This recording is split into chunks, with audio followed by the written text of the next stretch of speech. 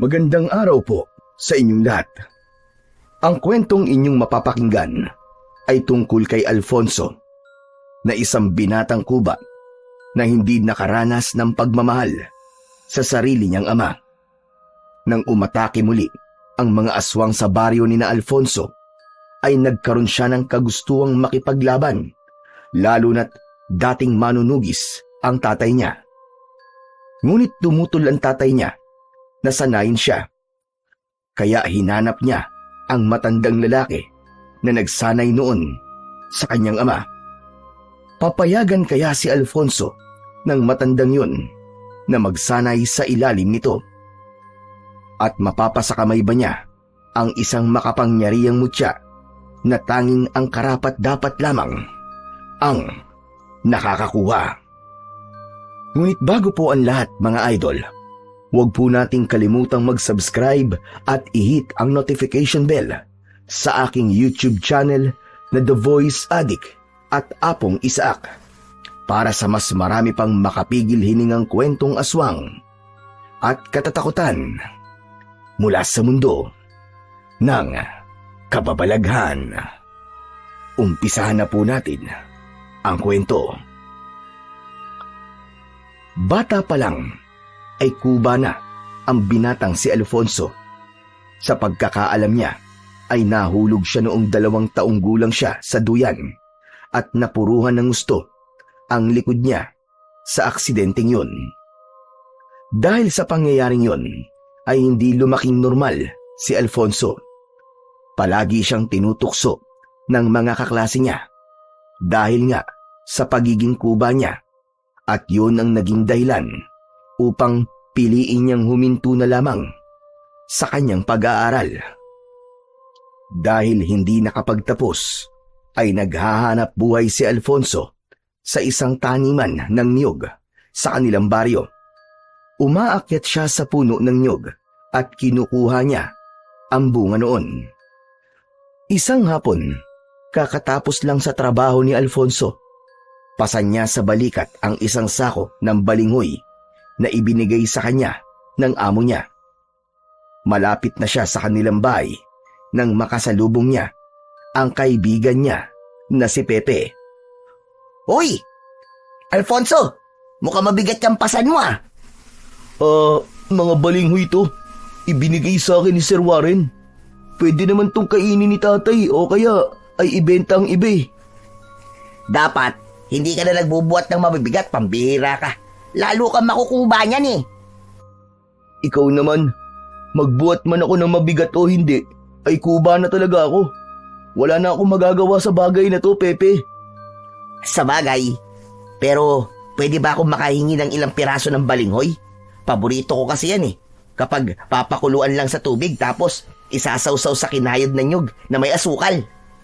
Yun lang ba? Walang problema. Magpunta ka na lang sa bahay at bibigyan kita. Yon! Salamat, Chong ha. Napakabait mo talaga. Alangan namang piliin ko pang maging masamang tao. Di ba?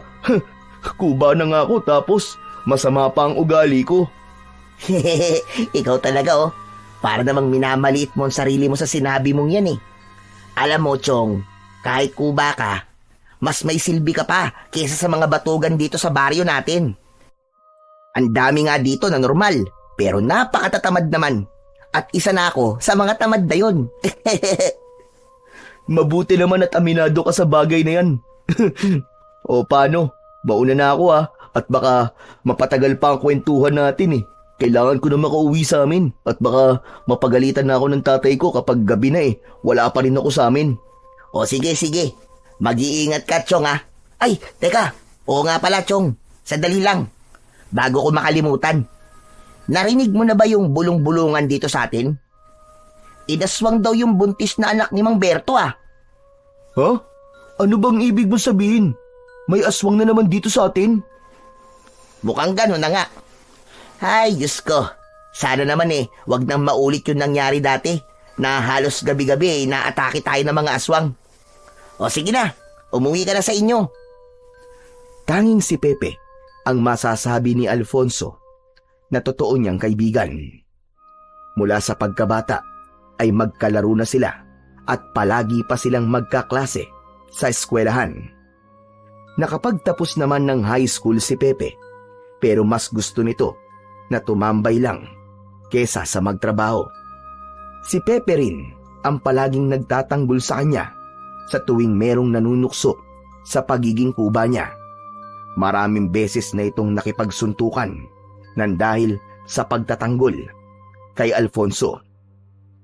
Nang makarating si Alfonso sa bahay nila na gawa sa sawali at pawid, ay inilapag niya sa isang sulok ang sako. Naabutan niya roon ang kanyang ama na si Mang Salvador na nakadungaw sa bintana habang nakatanaw sa malayo. Lumapit si Alfonso kay Mang Salvador.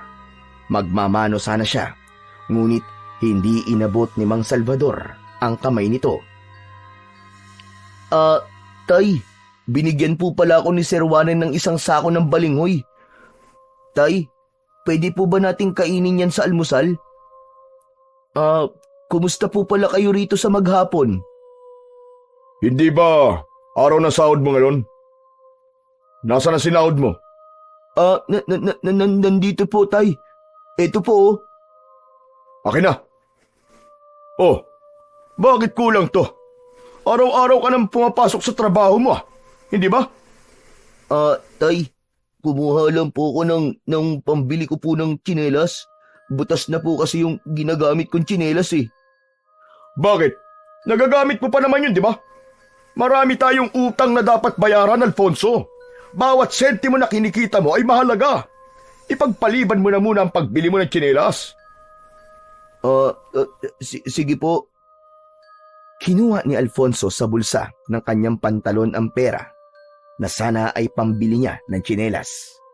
Inabot niya yon sa ama niyang si Mang Salvador na agad naman itong kinuha.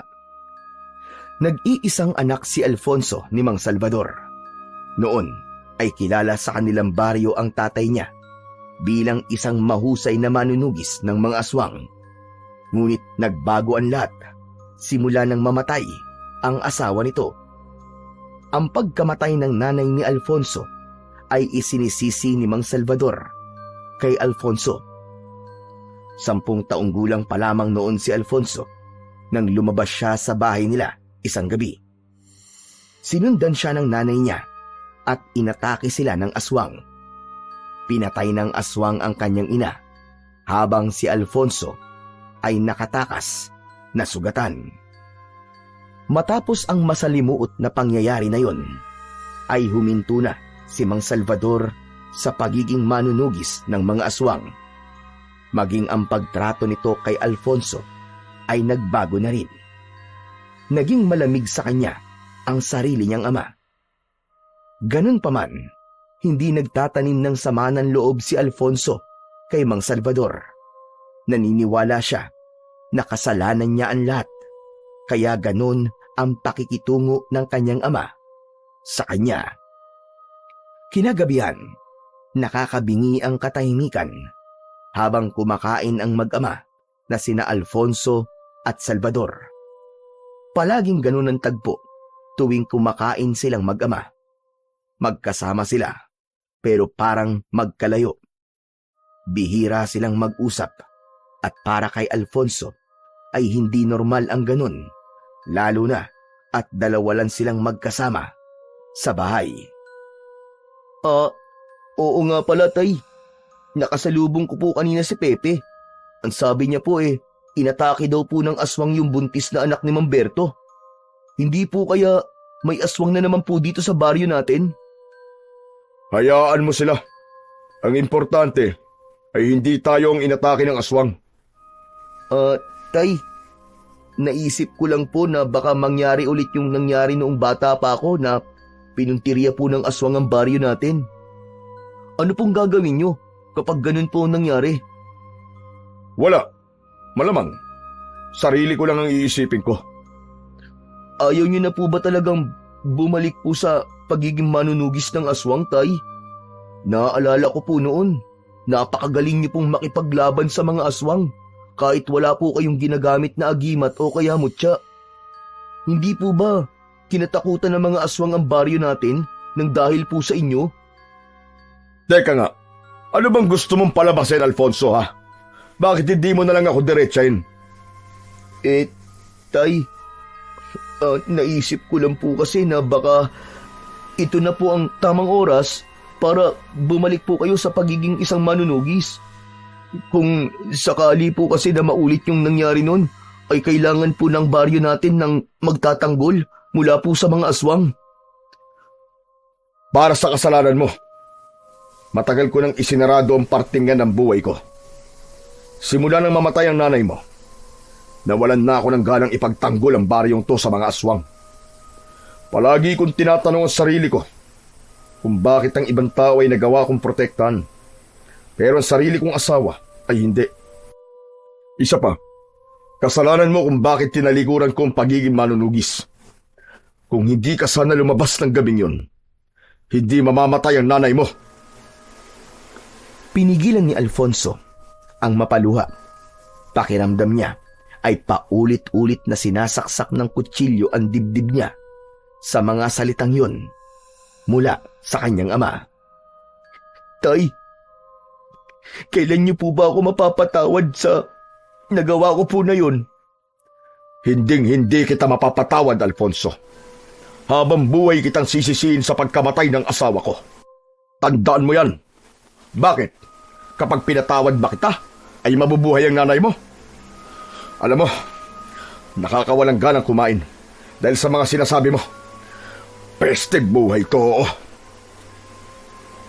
Hindi na tinapos ni Mang Salvador ang pagkain at padabog itong tumayo. Dumiretso ito sa labas ng bahay nila. Hindi na nagtangka pa si Alfonso na sundan ng kanyang ama. Alam niya na mas lalo lamang yung magagalit kapag sinundan niya. Nang mag-isa na lang siya, ay doon niya na pinakawalan ang mga luhang kanina pa niya pinipigilan. Makalipas ang ilang sandali, ay bumalik si Mang Salvador na may dalang isang bote ng alak. Naupo ito sa labas at doon nito ininom ng mag-isa ang alak. Pinanood lang ni Alfonso ang kanyang ama. Bilang nag-iisa nitong anak, masakit para sa kanya na wala siyang pagmamahal na natatanggap mula rito. Ngunit kahit ganun ang trato nito sa kanya, kahit paano ay naiintindihan niya kung saan nito hinuhugot ang galit nito sa kanya. Umasa na lang si Alfonso na isang araw ay magigising siya na pinapatawad na siya ng tatay niya. Nakatulog na si Alfonso sa paghihintay sa tatay niya na matapos sa pag-iinom. Nang maalimpungatan siya, ay nakita niya na nakahiga si Mang Salvador sa lupa sa labas ng bahay. Hay nako, ang hilig niyo talagang uminom tapos bigla kayo matutulog dito, tatay. Maingat na itinayo ni Alfonso ang tatay niya. Dinala niya yon sa loob ng kanilang bahay at inihiga niya sa banig. Kumuha siya ng basang bimpo at pinunasan niya ang mukha nito at braso. Habang ginagawa niya yon, ay napatitig siya sa mukha ng kanyang ama. Naisip niyang sabihin dito ang mga bagay na gusto niyang sabihin, pero hindi niya magawa dahil nahihiya siya. Tay, sana dumating ang araw na mapatawad mo ko sa nangyari kay nanay. Hindi ko naman po ginusto na mawala siya eh. Bata pa po ako ng panahong yun at hindi ko pa alam ang magiging resulta ng mga ginagawa ko. Pero kahit galit po kayo sa akin, tay, gusto ko pong malaman nyo na mahal ko po kayo. Masuyong hinaplos ni Alfonso ang buhok ng tatay niya. Nang masiguro niya na malinis na ito, ay humiga na siya sa tabi nito at ipinikit ang kanyang mga mata upang matulog. Sa mga sumunod na araw, ay mas naging maingay ang usap-usapan ng mga tao tungkol sa aswang. Nung una, ay kwento-kwento at haka-haka lamang ang lahat. Hanggang isang umaga, natagpuan ng bangkay ng isang lalaki sa may bukana ng gubat. Halos hindi na yun makilala Sa tindi ng mga sugat nun sa katawan, parang nilapa yun ng isang mabangis na hayop. Doon na tuluyang naniwala ang lahat na may aswang na naman sa kanilang baryo. At mula noon ay halos wala nang lumalabas ng bahay kapag sumasapit ang dilim. Isang umaga, magkasamang naglalakad sina Alfonso at Pepe patungo sa ilog na paborito nilang liguan simula noong mga bata pa sila. Grabe yung nangyari kay Mang Estong, no? Nakita mo ba yung katawan niya? Oo, hanggang ngayon nga hindi ko pa rin makalimutan ang itsura ng bangkay ni Mang Estong. Alam mo Pepe, walang duda, aswang nga talaga ang pumatay sa kanya. Sinabi mo pa. Nakakatakot na tuloy ulit dito sa baryo natin, no? Narinig ko nga na meron na raw nag-alsa balutan at may mga nagbabalak na rin umalis at lumipat na lamang sa ibang lugar. Malas nga lang kasi wala na kaming ibang bahay kundi dito lang. Gusto rin sana namin. Kami naman ay may kamag-anak sa Maynila, pero hindi ko alam kung gusto ni tatay na umalis kami rito. Oo nga pala, hindi ba dating manunugi si Mang Salvador? May nasabi ba siya sa'yo tungkol dun sa mga nangyari? Siguro naman, kahit hindi siya ganong lumalabas ng bahay niyo alam niya ang mga nangyayari sa paligid niya. Ang totoo niyan, nung sinabi mo sa akin yung tungkol sa anak ni Mang Berto na buntis, ay sinabi ko sa kanya na baka may mga aswang na atake ulit dito sa atin. Ang sabi niya wala siyang pakialam dahil ang importante daw hindi kami ang sinalakay ng aswang na yun. Wala ba siyang nabanggit na makikipaglaban ulit siya sa mga aswang kung sakali? Meron naman. Ang sabi niya, hindi na siya babalik sa pagiging manunugis. Alam mo naman, simula nung nawala si nanay, ayaw niya nang makipaglaban sa mga aswang. Alam ko na hindi lang ako ang sinisisi niya sa nangyari kay nanay. Sinisisi rin ni tatay ang sarili niya kasi hindi niya nagawang protektahan si nanay. Ikaw, wala ka bang balak na sumunod sa yapak ng tatay mo? Nag-iisa kanyang anak, di ba? Dapat sanayin ka niya para maging manunugis ka rin, Alfonso. Hindi nga niya ako masyadong kinakausap Tapos sasanayin pa niya ako. Sus, malabong mangyari ang sinasabi mo, Pepe. Sayang naman pala kung ganon. Ay, sana naman ay merong matapang na makipaglaban sa mga aswang kung sakaling umatake na naman sila dito sa baryo natin. Naputol na ang pag-uusap ng magkaibigan nang makarating na sila sa ilog. Hinubad ni Pepe ang pang-itaas nitong damit habang si Alfonso ay lumusong sa tubig nang hindi naguhubad. Hindi kasi sasanay na maghubad sa labas ng kanilang bahay dahil nahihiya siya na may makakita sa hindi normal niyang likod. Habang masayang naliligo ang dalawa sa ilog, ay may mga kabataang dumating. Pinagtawanan at tinukso ng mga yon si Alfonso. Tinawag siya ng isa na pagong na naliligo sa ilog. Hoy! Kayo Kung nandito kayo para mang-inis lang, ay magsilayas na kayo. Mga wala kayong GMRC. Ganyan ba ang itinuro sa inyo ng mga magulang nyo? Ang manlait na may kapansanan? Sige na. Umalis na kayo. Kundi, sabay-sabay ko kayong lulunurin dito. Tila natakot naman kay Pepe ang mga makukulit na bata, kaya umalis na ang mga yon. Nagtungo si Alfonso sa gilid ng ilog. Agad na naglaho ang saya na meron siya kanina. Naupo siya sa malapad na bato at malungkot na tumingin sa pag-agos ng tubig. Tumabi sa kanya si Pepe at inakbayan siya. Huwag mong sabihin na nagpapa-apekto ka sa mga sinabi ng mga makukulit na batang yun. Ewan ko ba, pare? Tanggap ko namang kuba ako At iba ako sa ibang tao na nandito. Pero sa tuwing ginagawa akong katatawanan, hindi ko maiwasang manliit at mahiya sa sarili ko. Pambihira. Ano ka ba naman, Chong? Huwag ka magsalita ng ganyan sa sarili mo. Kuba ka, pero hindi mo yung ginagamit na dahilan para maging tamad. Daig mo pa nga napakaraming walang kapansanan dito sa baryo natin eh. Gaya ko na lang, wala akong kapansanan. Pero aminado ako na sobrang tamad ko. Kaya, wag mong papakinggan yung hindi magagandang sinasabi ng mga tao sa'yo. Kasi para sa akin, walang problema kung kuba ka. Salamat, Chong, ha.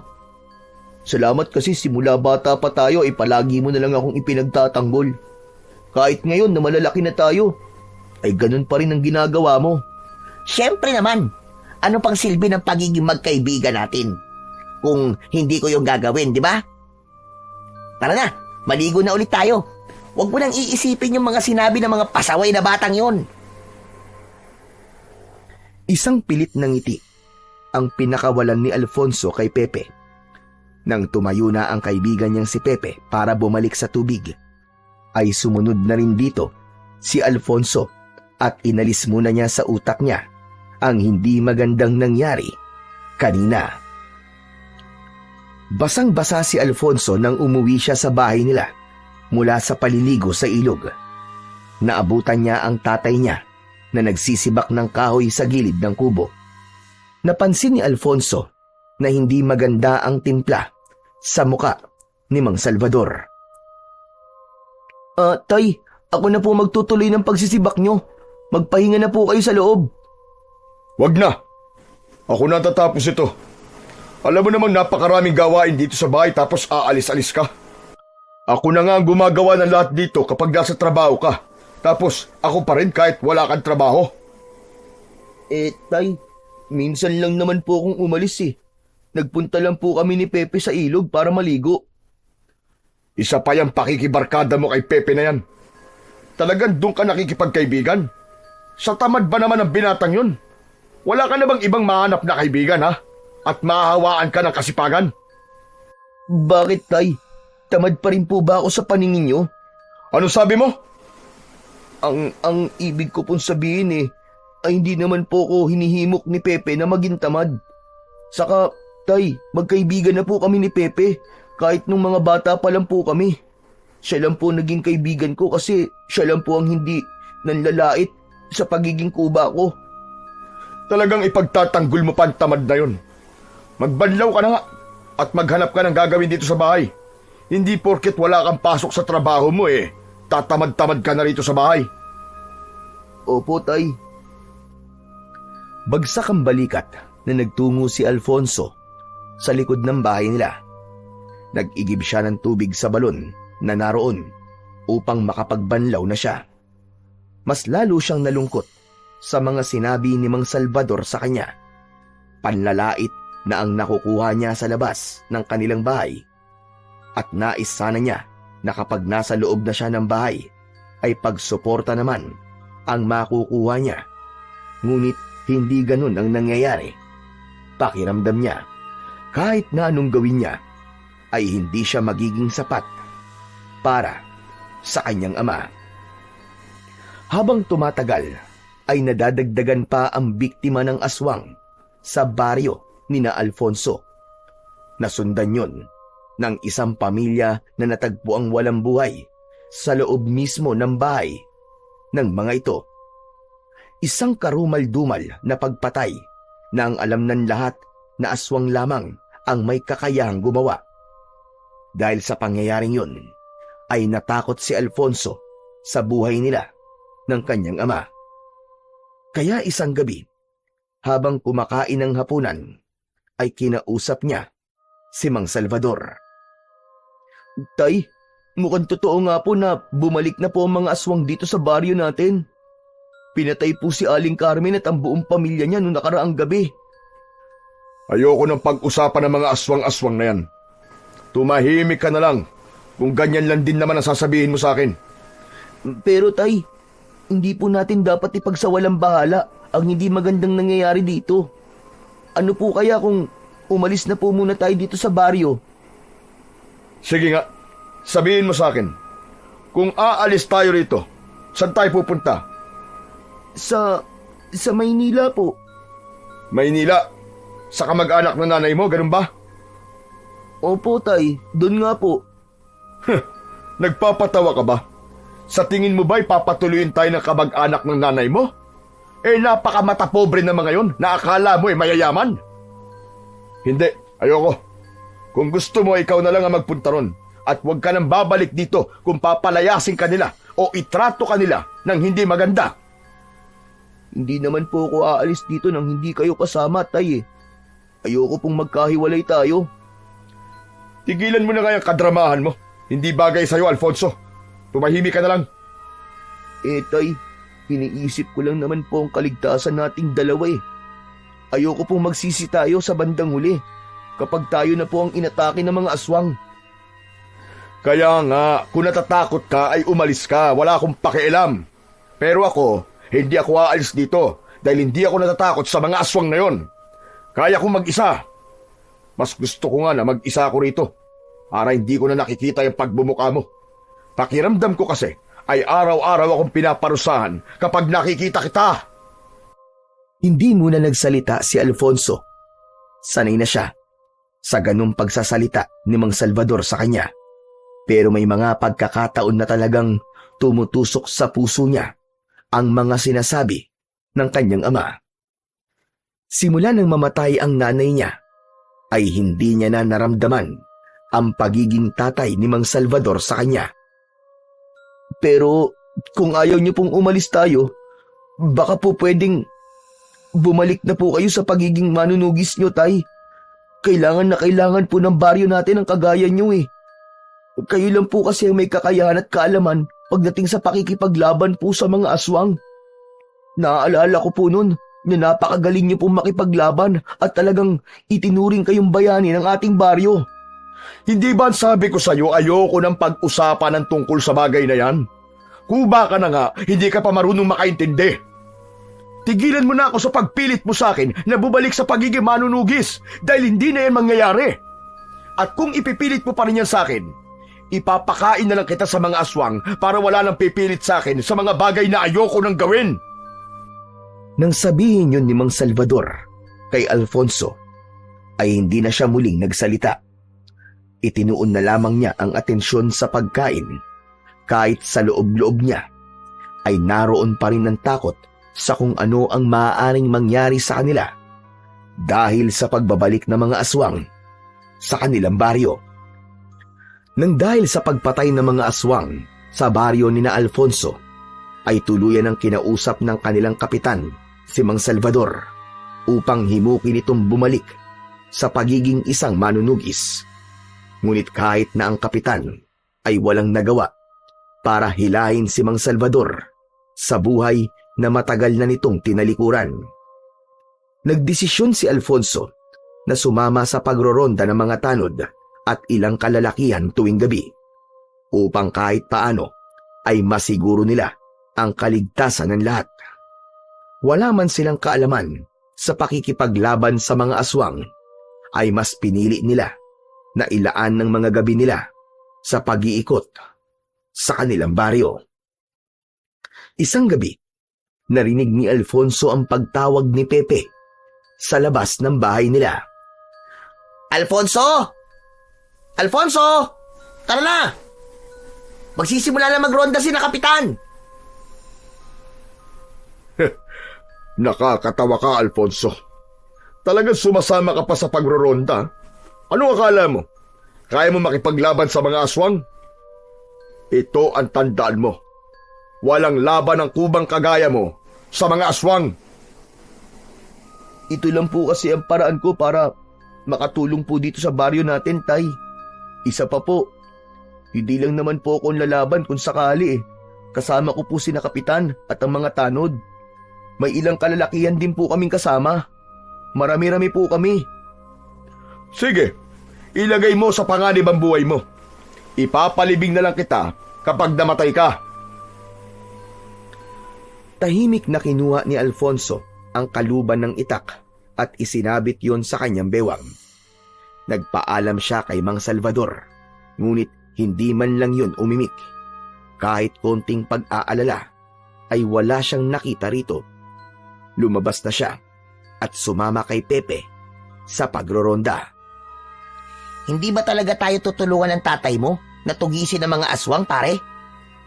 Sa tingin ko wala nang bagay ang makakapagpabalik kay tatay sa pakikipaglaban sa mga aswang, Pepe.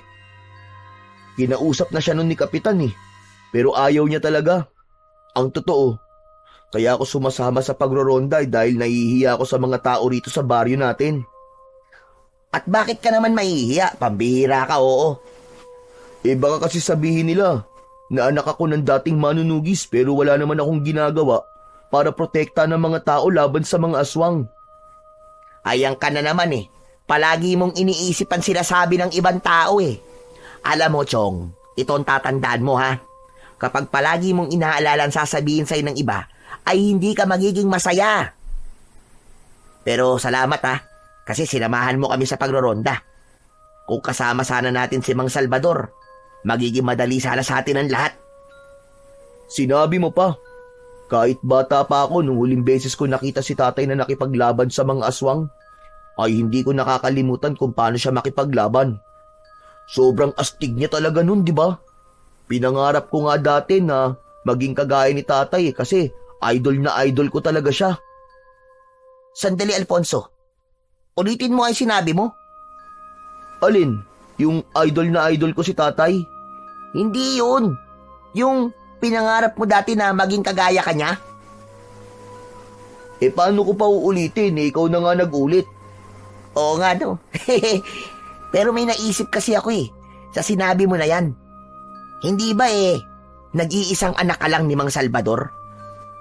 Sa pag-aalam ko, wala namang ibang anak si tatay sa ibang babae. Kaya ako lang talaga ang anak niya. Bakit ba? Naisip ko lang na baka pwedeng sundan mong yapak ng tatay mo. Maging manunugis ka rin kagaya niya. Siyempre, anak ka niya. Kaya malamang ay nasa dugo mo rin ang pagiging isang manunugis, di ba? Ano namang alam ko sa pakikipaglaban sa mga aswang? Ikaw naman, Pepe, Di magpaturo ka sa tatay mo. Yung sinabi ko sa'yo dati, bakit hindi mo subukan na humingi ng tulong sa kanya? Total, ayaw niya na makipaglaban sa mga aswang, di ba? Di kung ayaw niya, ikaw na lang ang turuan niya. Magsasalita pa sana si Alfonso nang makarinig sila ng sigawan sa hindi kalayuan. Nanlalaki ang mga mata na nagkatinginan ang dalawang magkaibigan. Hindi na sila nag-usap at tumakbo na sila sa pinagmumulan ng sigawan. Pagkarating nila sa dulong bahagi ng baryo ay nanghilakbot sila nang makita ang dalawang aswang na inaatake ang mga tanod. Kahindik-hindik ang anyo ng mga aswang. Parang kahoy na ubod ng tigas ang balat ng mga yon. May matutulis na mga kuko, nanlilisik ang mga mata at ang mga ngipin na parang maliliit na patalim. Umaangil ang mga yon na parabang mababangis na hayop.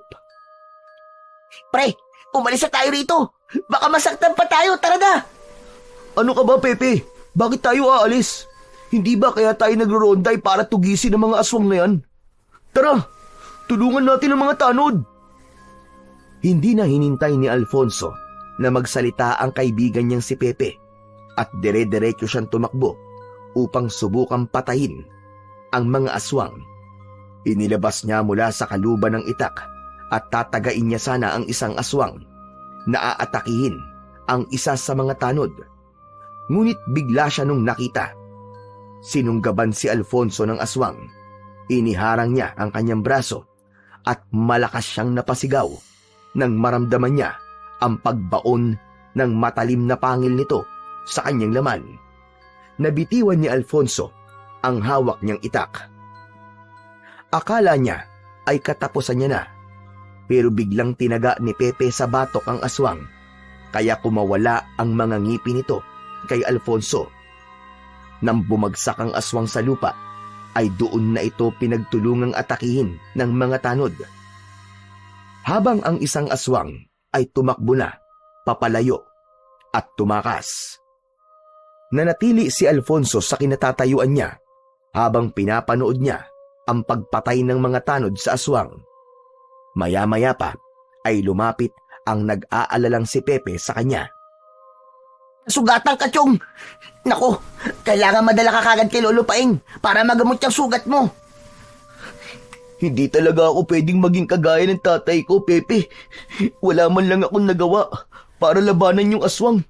Tignan mo, at ako pa nasugatan tuloy. Anong walang nagawa? Sinubukan mo pa rin naman lumaban. Mamaya mo lang nga isipin yan. Dadali na muna kita kay Lolo Paeng. Tinamahan si Alfonso ni Pepe sa albularyo sa kanilang baryo na si Lolo Paeng. Nilinis ng matandang lalaki ang sugat ni Alfonso at nilagyan yun ng langis. Matapos yun ay pinauwi na sila ng matanda. Nagdesisyon si Pepe na samahan si Alfonso hanggang sa makauwi siya. Habang naglalakad ay tulala si Alfonso. Grabe no? Biruin mo? Nakapatay tayo ng isang aswang. Mukhang kaya naman pala nating makipaglaban kahit hindi tayo mga manunugis Kayo lang ang nakapatay sa aswang at hindi ako kasama ron. Napakahina ako, Pepe. Siguro mas lalo akong pagtatawanan dito sa baryo natin dahil hindi ako kagaya ng tatay ko na napakahusay na manunugis. Ay nako, ayan na naman po tayo sa pagmamaliit niya sa sarili niya. Alfonso, yung pagsama mo sa pagroronda gabi-gabi ay napakalaking tulong na noon sa ating lahat dito sa baryo. Aba, hindi lahat ng kalalakihan dito sa atin ay may tapang na sumama sa pagroronda. Sa kayong nangyari kanina, nasugatan ka ng aswang kasi mabilis lang talaga siyang gumalaw, kaya ganun. Ewan ko, Pepe pero pakiramdam ko ay ako ang dapat na manguna sa pakikipaglaban sa mga aswang dahil anak nga ako ng isang dating manunugis. Nararamdaman ko na inaasahan ako ng mga tao na magiging kagaya ako ng aking ama. Sinabi nang wag mong isipin ng mga bagay-bagay Ang kulit mo naman Ang importante ay may ginagawa ka para sa baryo natin. Sinusubukan mo. Hindi mo kailangan maging bayani o tagapagtanggol gaya ni Mang Salvador noon. Oh, paano? Nandito na pala tayo sa tapat ng bahay nyo. Uuwi na rin ako sa amin Sige, Pepe. Salamat sa pag-aatid Mag-iingat ka pa uwi. Sige, Chong. Naglakad na ang paalis si Pepe at hindi mo na pumasok si Alfonso sa bahay nila. Hindi pa rin nawala sa isip niya ang nangyari kanina. Sigurado siya na kung nandoon lang ang tatay niya kanina ay mas lalo siya nitong ikakahiya. Maya-maya pa ay pumasok na siya sa bahay nila. Naabutan niya si Mang Salvador na mag-isang nag-iinom. Gising pa po pala kayo, Tay. O ano? Paano yung sugat mo sa braso? Inatake po ng aswang ang mga tanod Sinubukan ko po silang tulungan tapos, yun, nakagat po ko ng aswang sa braso. Iniharang ko po Nakita mo na nangyari sa'yo. Walang silbi ang pagsama-sama mo sa pagroronda-ronda na yan dahil hindi mo naman talaga kaya makipaglaban sa mga aswang Napakatigas kasi ng ulo mo. O ano, tignan mo nangyari sa'yo. Buti nga sa'yo. Tay, hindi man lang po ba kayo nag-aalala sa akin? Nasugatan po ako dahil sa aswang. At bakit naman ako mag-aalala sa'yo, Aber? Ikaw ang may kasalanan kung bakit ka may sugat Sa kabuhay ka naman, ano ba dapat kong ipag-alala? Dapat po bang mamatay muna ako bago kayo mag-alala sa akin? Tigil-tigilan mo na nga ako sa mga padrama-drama mo na yan, Alfonso. Alam mong, dyan ako nabibwisit lalo sa'yo Bakit, Tay? Pagdadrama po ba tingin niyo sa paglalabas ng totoong nararamdaman ko? Tay, nasaktan po ako, nasugatan po ako. Pero imbis na mag-alala kayo sa akin, parang natutuwa pa kayo sa nangyari sa akin. Kung buhay lang sana si nanay ngayon. Kung buhay lang sana ang nanay mo, ayan Ituloy mo, sasabihin mo. Wala po. Kung buhay sana ang nanay mo, hindi ganito ang buhay ko. Hindi sana ako nabubuhay sa lungkot at hindi ako nagtitiis na kasama ka. Alam ni Alfonso na kung patuloy siyang magsasalita at maglalabas ng sama ng loob, ay mapupunta sa hindi maganda ang tagpong yun. Kaya pinili na lamang niya na manahimik. Humiga na siya at hinayaan si Mang Salvador na mag-inom. Tumalikod siya sa gawin nito upang hindi nito makita ang pagpatak ng kanyang mga luha. Tahimik siyang umiyak at mag-isa niyang ininda ang sakit na matagal nang nasa kanyang puso at buong pagkatao. Kinabukasan ay parang walang nangyari nung nakaraang gabi. Sa kabila ng sugat sa braso ay pinili pa rin pumasok ni Alfonso sa kanyang trabaho.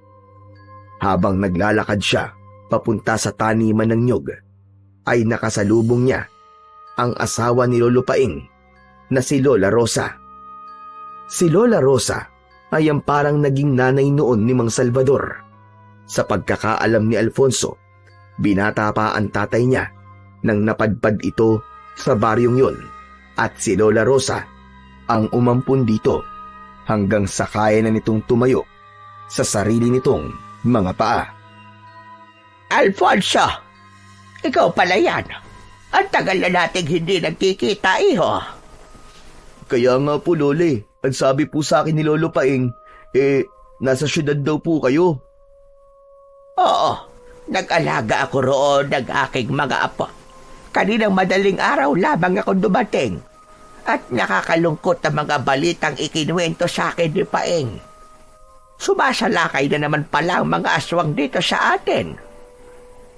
Nabanggit rin niya sa akin na nakipaglaban kayo sa mga aswang kagabi at nasugatan ka raw.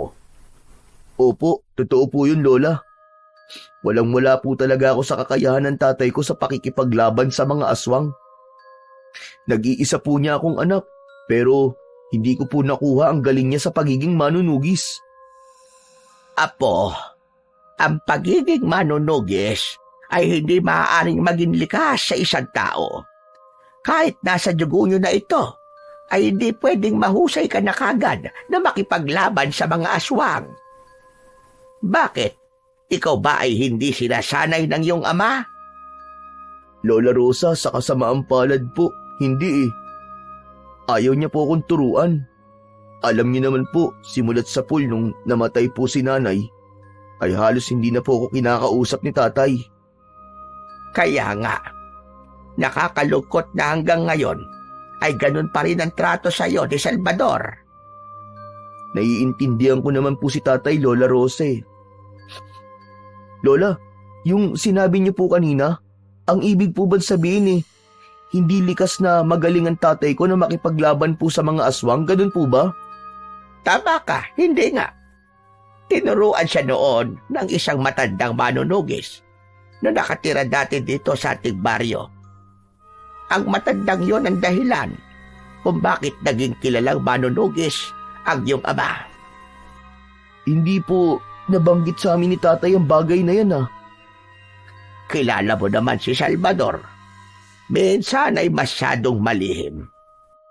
O paano, Apo? Ako'y mauuna na sa iyo, hadi. At baka hinahanap na ni Paing itong pinabili niya sa akin ng mga gulay.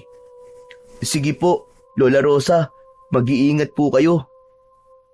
Habang naglalakad si Alfonso papunta sa taniman ng niyog, ay hindi niya naiwasan na isipin ang nalaman niya mula kay Lola Rosa tungkol sa kanyang ama. Dahil hindi niya alam na meron palang nagturo sa tatay niya para maging isang mahusay na manunugis. Makalipas ang 1 linggo, ay mas lalong tumindi ang pag-atake ng aswang sa baryo ni na Alfonso. May ilang mga kalalakihan na tumigil na sa pagroronda hanggang sa tuluyan ng natakot maging ang mga tanod dahil tila palakas ng palakas ang puwersa ng mga aswang na dumarating tuwing gabi. Dahil doon, maging sina Alfonso at Pepe ay inihinto na rin ang pagroronda dahil alam nila na hindi nila kaya kung silang dalawa lamang ang haharap sa mga aswang. Ang nangyari ay tila kanya-kanya na ng paraan ng mga tao kung paano masisiguro ang kaligtasan nila sa tuwing kakagat ang dilim. Bilang anak ng dating manunugis ay naniniwala si Alfonso na dapat ay may gawin siya. Kaya isang umaga wala siyang pasok sa trabaho, ay kinausap niya ang kanyang ama na nakaupo sa labas ng kanilang kubo. Tay, pwede po ba kitang makausap? Tungkol saan? Sa nangyayari po rito ngayon sa baryo natin. Alam ko pong alam niyo na parami na po ng parami ang nabibiktima ng mga aswang. Talaga bang hindi ka marunong umintindi, ha? Hindi ba ang sabi ko sa'yo ay hindi na ako babalik sa pagiging manunugis? Alam ko po yun. At hindi na po kita pipilitin po pagdating po sa bagay na yan. Ang gusto ko pong hilingin sa inyo ay turuan niyo po ako makipaglaban sa mga aswang, Tay. Ikaw, makikipaglaban sa mga aswang? Pinapatawa mo ba ako, Alfonso? Seryoso po ako, Tay. Kung ayaw niyo na talagang bumalik sa pagiging manunugis, ay hayaan niyo po na ako na lang po maging tagapagtanggol ng ating baryo. Laban po dun sa mga aswang. Nabanggit po kasi sa akin ni Lola Rosa na merong isang matandang lalaki ang nagsanay sa inyo nun. Kaya sana sanayin niyo rin po ako, Tay. Tatapatin na kita, Alfonso, ha? Masaktan ka na kung masaktan ka. Pero hindi ko nakikita sa'yo na magiging kagaya kita. Dahil po ba sa kapansanan ko? Dahil po ba sa kuba ako? Mabutit alam mo, oo. Dahil sa isang kuba ka. Sa tingin mo ba ay makakaya mo makipaglaban sa mga aswang sa itsura ng katawan mo na yan? Baka nga sa pagsasanay pa lang ay sumuko ka na eh. Kaya tigilan mo na ang ilusyon mo na yan. Tinanggap ko nang wala akong magiging tagapagmana ng pagiging manunugis ko dahil ang anak ko ay isang kuba. Hindi napigilan ni Alfonso ang pagpatak ng kanyang mga luha. Malakas yung bumalong mula sa kanyang mga mata. Sa kabila ng matindi niyang pag-iyak, ay wala pa rin siyang nakitang reaksyon mula kay Salvador. Talaga po bang ganyang kaliit ang tingin niyo sa akin, Tay? Bakit sa inyo ko pa natatanggap ang mga salitang kagaya niyan? Hindi po ba kayo natutuwa na gusto ko pong sundan ang yapak niyo? Ayaw niyo po bang magkaroon ng bagong tagapagtanggol ang ating baryo, lalong-lalo na po sa hindi magagandang nangyayari ngayon dito? Kung magkakaroon man ng panibagong tagapagtanggol ang baryong to, ay sigurado ako na hindi ikaw yon, Alfonso. Tignan mo nga ang sarili mo.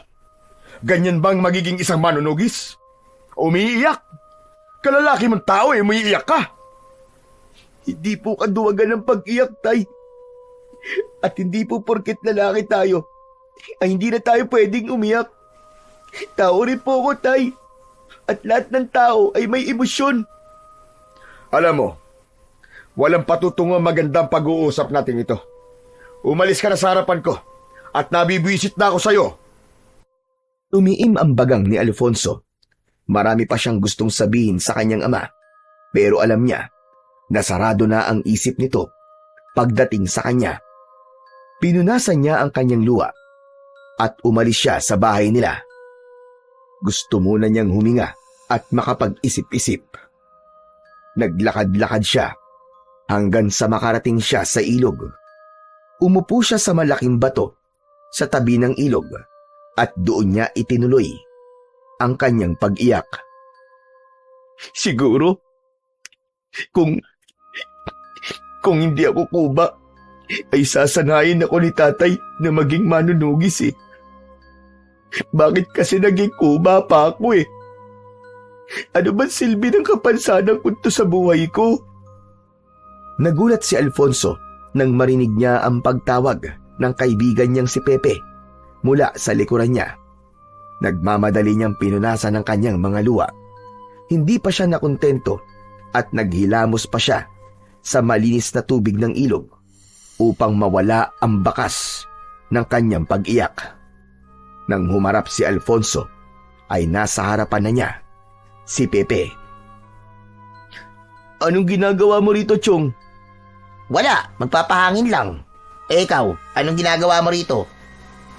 Magpapahangin lang din. Gaya-gaya ka naman eh. Oh, ikaw ba't namamagaya mga mata mo? Umiyak ka ba? Ha? Hindi. Bakit naman ako iiyak? Napuwing lang ako. Napuwing. Gara naman ang pagkapuwing mo, Chong. Dalawang mata talaga. Umaming ka na kasi. Umiyak ka, no? Si Mang Salvador na naman ba ang may gawa niyan? Paano mo nalaman? Tatay mo lang naman ang pwede magpaiyak sa'yo di ba? Ano ba nangyari? Kasi Chong, sinabi ko sa kanya na baka pwede niya akong sanayin na maging manunugis. Nalaman ko kasi kay Lola Rosa na may isang matandang lalaki na sinanay noon si tatay, kaya naging manunugis siya. Hindi siya pumayag tapos minaliit pa niya ako. Ang sabi niya, hindi niya nakikita na magiging kagaya niya ako dahil nga kuba ako. Chong, alam mo yun? Diba? Sobrang sakit nun. Sa tatay ko pa mismo nang galing ang mga salitang yun. Huwag ka lang umiyak. Talaga.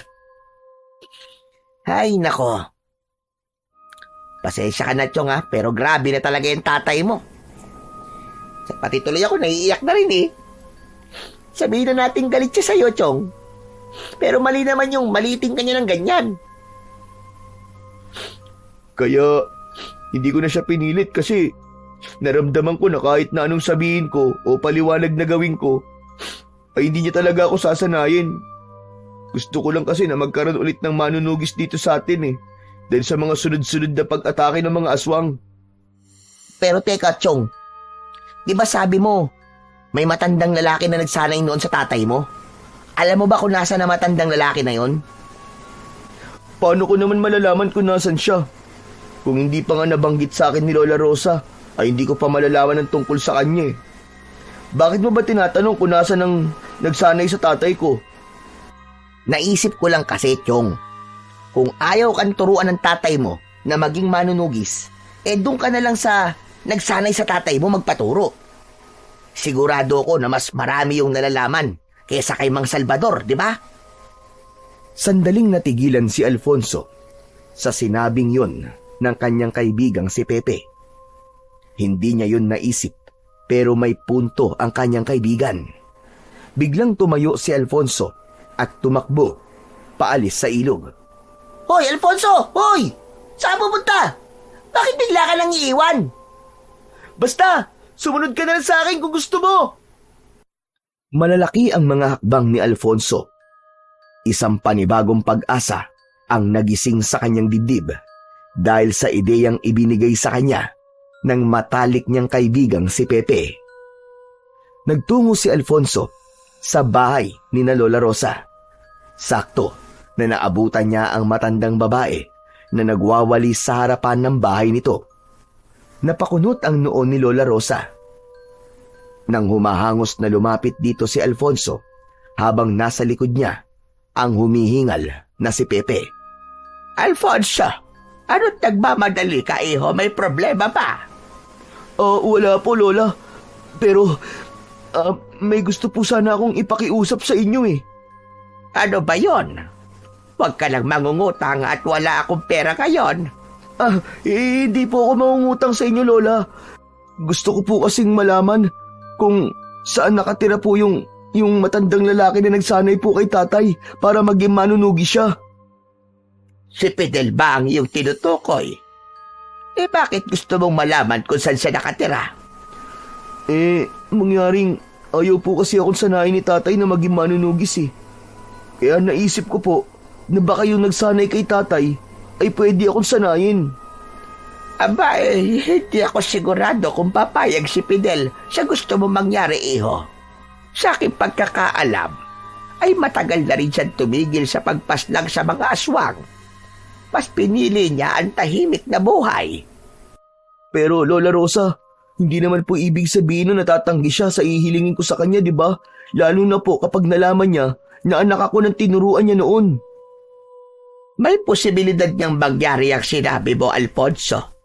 Pero hindi ba tututulad tatay mo sa gagawin mong yan? Sa ngayon po wala na muna akong pakialam sa sasabihin ni tatay. Ang prioridad ko po ay ang kaligtasan nating lahat laban po sa mga aswang. Kaya Lola Rosa, parang awa mo no. Sabihin mo na sa akin kung saan nakatira po ang sinasabi niyong si Fidel. Isang malalim na paghinga ang pinakawalan ni Lola Rosa.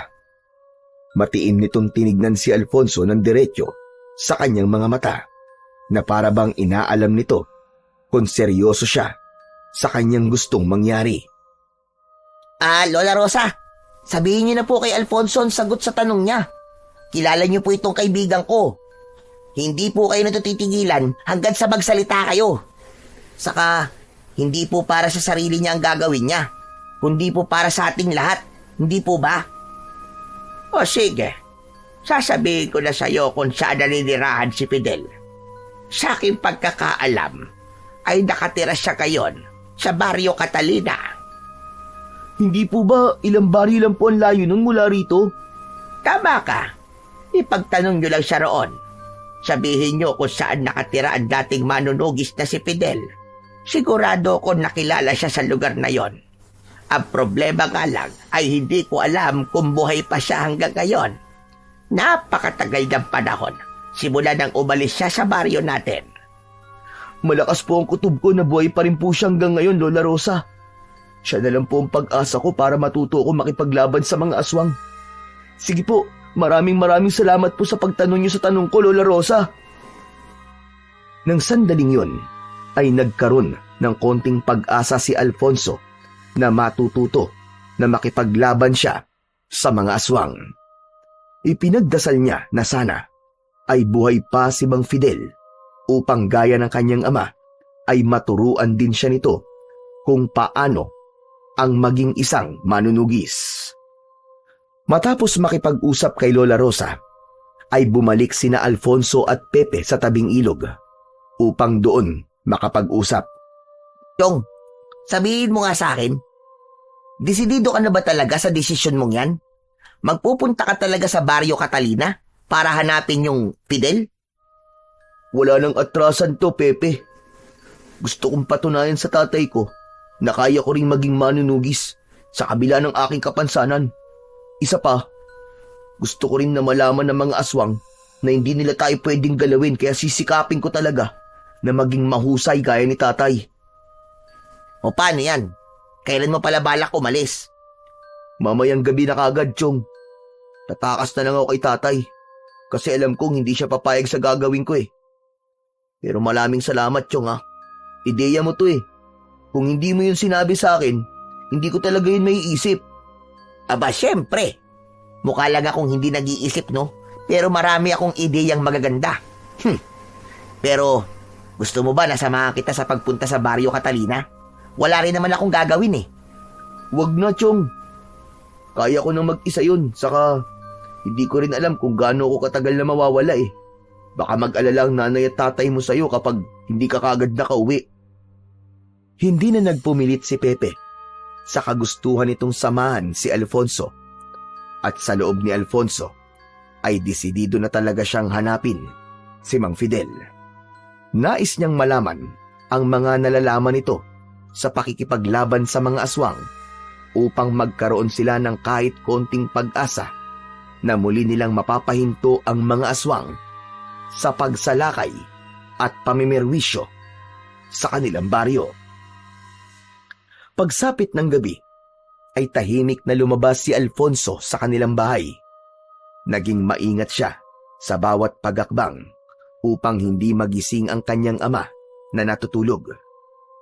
Nag-iwan siya ng pera sa ibabaw ng lamesa upang meron itong magagamit sa mga araw na mawawala siya. Isang lumang bag ang dala ni Alfonso na naglalaman ng pera at konting damit. Nakasabit sa bewang niya ang kaluban na may itak upang handa siya kung sakaling may makasalubong siyang aswang. Nang nakalabas na si Alfonso, ay patakbo na siyang naglakad paalis sa kanilang baryo. Malapit na siya sa bukana ng arko na palabas ng baryo nang may biglang tumapik sa likod niya. Agad siyang naalerto. Hinugot niya ang itak sa kaluban at mabilis siyang humarap sa likod niya. Handa na siyang tagain ng naroon pero nabitin sa hangin ang itak niya nang makita ang kaibigan niyang si Pepe. Wag! Pre, ako to! Ano ba yan? Huwag mo akong tagain. Pambihira ka naman, oo. Ay, sorry. Akala ko kasi aswang ka eh. Ano ba kasing ginagawa mo rito? Bigla ka na lamang sumusulpot. Hindi ba sabi ko sa'yo kanina isasama ako sa'yo? Kaya ako nandito kasi sasamahan kita sa pupuntahan mo. At ang sabi ko sa'yo ay huwag ka nang sumama sa akin kasi kaya ko nang mag-isa to. Bakit? Sinabi ko bang payag ako na hindi mo ako isama? Hehehe. O ano, tara na. Para makarating na agad tayo sa Baryo Catalina. Ewan ko sa'yo, Chong. Ang tigas din talaga ng ulo mo kahit kailan eh. Mana lang naman ako sa'yo, no? Saka, Chong, hindi kita pwedeng pabayaan, no? Gusto ko, nakasama mo ko sa mga nangyayari sa'yo sa Baryo Catalina. Gusto kong masaksiyan kung paano ka huhubugin ng Fidel na yon para maging isang mahusay na manunugis. Oh, bakit naluluwa ka dyan? Paano, Chong? Naluluwa lang kasi ako eh. Talagang suportado mo ko sa lahat ng bagay na ginagawa ko. Napakaswerte ko kasi may kaibigan akong kagaya mo, Chong. Salamat ha. Anak ng, nagdrama pa talaga. Tara na nga, baka makahanap pa tayo ng masasakyan para hindi na tayo mahirapan sa paglalakad. Tara na! Matapos yun, ay magkasama na ngang naglakad ang dalawa palabas ng kanilang baryo. Halos 1 oras ang ginugol nila sa paglalakad bago sila nakarating sa mismong kalsada. Pagdating doon ay tuloy pa rin sila sa paglalakad. Tila umayon naman sa kanila ang pagkakataon dahil merong isang jeep na dumaan. Nakisakay sila roon nang malaman nila na pupunta yon sa baryo na katabi lang ng Baryo Catalina. Pasikat na ang araw nang marating nina Alfonso ang Baryo Catalina. Halos gaya rin ng baryo nila ang lugar na yon. Mga kubo ang bahay, mga palayan at kabundukan sa hindi kalayuan. Ang kaibahan nga lang ay may mangilang-ngilang tao na nasa labas ng ganung oras. Sa baryo kasi nila, hanggat hindi pa sumisikat ang araw, ay wala pang naglalakas ng loob na lumabas ng bahay dahil nga sa takot sa mga aswang. Nagtanong sina Alfonso at Pepe sa isang matandang babae na kanilang nakasalubong kung kilala ba nito si Mang Fidel na dating manunugis. Ayon sa matandang babae ay nakatira si Mang Fidel sa loob ng kagubatan. Sinabi nito na diretsuhin lang nila ang daan na makikita nila sa bungad ng gubat at mahahanap nila kagad ang bahay ni Mang Fidel. Hindi na nga nagsayang ng oras sina Alfonso at pinasok na nila ni Pepe ang kagubatan sa Baryo Catalina. Chong, sigurado ka ba sa ginagawa natin na to? Talagang kailangan natin pumasok sa gubat na to? Na hindi tayo pamilyar? Sigurado ako, Chong. Saka may daan naman tayong sinusundan eh. Kaya huwag ka matakot na baka maligaw tayo. Pero paano kung paglaruan tayo ng tikbalang tapos iligaw tayo? Di babaligtarin na lang natin ang damit natin. Napakadali naman ang solusyon sa iniisip mong problema. Makalipas ang ilang minuto ng paglalakad, ay napahinto ang dalawa sapagkat naputol na ang daan na kanilang sinusundan. Oh, bakit nawala na yung daan? Chong, ang mabuti pa, bumalik na tayo. Nararamdaman ko maliligaw talaga tayo dito eh. Ano ka ba? Nandito na tayo kaya wag na tayong bumalik. Hindi ba ang sabi nung matanda ay sundan lang natin yung daan? Baka naman nasa paligid lang ang bahay ng Mang Fidel na yun. Hanapin na lang natin. Kinakabahan talaga ako sa ginagawa natin to, Chong eh. Pepe, kung natatakot ka, ay pwede ka naman lumabas muna dito sa gubat eh. O kaya, bumalik ka na sa baryo natin. Ano? Ayoko nga. Anak nang, sige na nga. Sasamahan na kita sa paghahanap ng bahay ng Mang Fidel na yon. Pero kapag naligaw tayo, ikaw talaga sisisihin ko ha. Natatawang nagpatuloy na lamang si Alfonso sa paglalakad habang nakasunod sa kanya si Pepe. Alam niya kasi na walang magagawa ang kanyang kaibigang si Pepe kundi ang sumunod sa mga sasabihin niya dahil hindi ito babalik sa baryo nila nang hindi siya kasama. Nagkatotoo ang sinabi ni Pepe. Sa paghahanap ni na Alfonso sa bahay ni Mang Fidel, ay tuluyan na nga silang naligaw at inabot na sila ng dilim sa loob ng gubat. Nahirapan na silang maglakad sapagkat halos wala na silang makita. Ito na nga ba ang sinasabi ko sa'yo eh. Wala na, ligaw na tayo. Paano pa tayo makakalabas dito, Chong? Baka mamaya takihin pa tayo dito ng mga aswang eh. Wala naman sigurong aswang sa lugar na to. Saka kung may aswang, edi lalabanan natin. Sana naman makita na natin yung bahay ni Mang Fidel na yon. Ang mabuti pa siguro magpahinga na muna tayo, Chong. Bukas na lang natin ituloy ang paghanap sa bahay ni Mang Fidel. Mahirap nang maglakad ngayon dahil madilim na eh. Saan naman tayo magpapahinga rito? Kahit saan. Siguro, ayan dito na lang sa ilalim ng puno. Sa lupa na lang tayo humiga. Ha? Yan tigas-tigas ng lupa eh. Huwag ka nang umarte, Chong. Tandaan mo. Sinabi ko sa'yo na huwag ka nang sumama, di ba? Pero ikaw ang nagpumilit. Kaya hindi mo ako pwedeng sisihin. Oo na. Wala naman akong pagpipilian eh. Nauna nang humiga si Pepe sa lupa. Habang si Alfonso naman ay umupo at sumandal sa puno. Hiniling niya na sana ay may magandang pupuntahan ng lahat ng nangyayari sa kanila ng kaibigan niyang si Pepe. Habang nasa ganung posisyon ng dalawa, ay may naramdamang kakaiba sa paligid si Alfonso. Biglang naging maalinsangan ng hangin. May naaamoy din siyang tila nabubulok na karne. Tinapik niya si Pepe sa braso. Chong, naaamoy mo ba yun? Ano yung mabaho? Parang bulok na karne. Baka may baon ka diyang pagkain ha? Yun siguro yung mabaho. Wala akong dalang pagkain dito. Puro damit lang ang dala ko eh. Sandali dito ka lang. Saan ka pupunta, Chong? Basta diyan ka lang. Hinugot ni Alfonso ang itak mula sa kaluban. Saka siya marahang naglakad palayo kay Pepe. Nais niyang masigurong ligtas sila dahil may pakiramdam siya na merong nagmamasid sa kanila. Ngunit hindi pa siya nakakalayo nang marinig niya ang pagsigaw ni Pepe. Chong! Chong, tulungan mo ako! Chong, may aswang!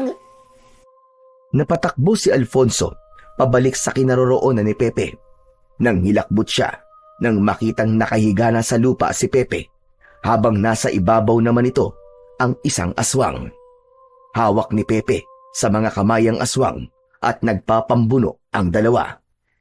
Mabilis na kumilos si Alfonso para iligtas ang kanyang kaibigan. Tumakbo siya palapit sa aswang at tinaga niya yun sa likod. Galit na humarap ang aswang kay Alfonso. Bigla yung tumalon papunta sa kanya. Ngunit agad siyang nakaiwas. Iniumang niya ang itak sa aswang. Sige, hindi ako natatakot sa'yo. Kaya kung gusto mong mabuhay, ay umalis ka na. Para sa iyong kaalaman, ay anak ako ng isang mahusay na manunugis. Ngunit mas lalong nagalit ang aswang. Malakas siyang umangil at muling sumugod kay Alfonso. Tumakbo si Alfonso papunta kay Pepe at tinulungan niya yung tumayo. Nang nakatayo na si Pepe, ay mabilis silang tumakbo para maghanap ng lugar na maaari nilang pagtaguan. Akala ko ba sabi mo sa aswang hindi ka natatakot sa kanya? Bakit tumatakbo tayo? Nagbibiro lang naman ako, Chong. Akala ko kasi matatakot siya pag sinabi ko yun pero hindi pala. Mabilis na lumingon si Alfonso sa likod nila at nakita niya na nakasunod pa rin sa kanila ang aswang. Bilisan mo, Chong! Maaabutan niya na tayo! Bilis! Sa gitna ng pagtakbo ng dalawa, ay nagulat sila nang isang matandang lalaki ang biglang lumitaw sa unahan nila. May hawak yung sibat na nakatutok sa kanila. Nagimbal ang magkaibigan at ang unang pumasok sa utak ni Alfonso ay sisibatin sila ng matandang yun. Dumapa kayo! Bilisan niyo! Naging alerto si Alfonso. Hinila niya si Pepe at magkasabay silang dumapa sa lupa.